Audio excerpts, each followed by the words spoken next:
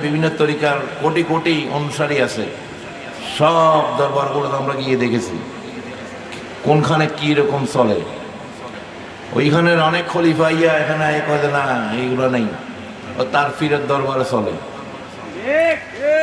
কে এগুলো হচ্ছে বর্ণছড়া ফিরারি করবার লেগে, এখানে দান্দাবাজি করবার লেগে একটা সার্টিফিকেট দেখাইয়া মানুষকে বিভ্রান্ত করা, ঠিক কিনা?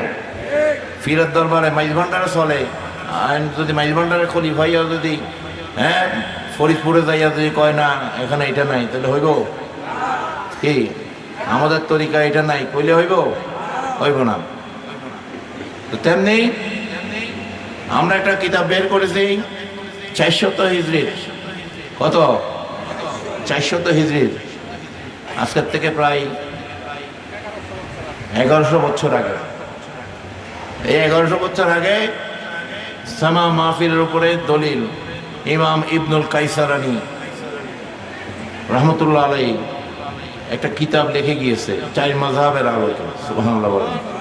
এগুলো আমরা ছাপিয়ে দিয়েছি মিশর থেকে এনে, ওইখানের ওই পাণ্ডুলিপি নিয়ে আমরা বাংলাদেশে এসে আমরা আরবি থেকে বাংলা ছাপিয়ে দিয়েছি। শর্তভেদে সামা মাহফিল জায়েজ তরিকার মধ্যে, এটা মানুষের ইশক মহব্বত জজবার জন্য।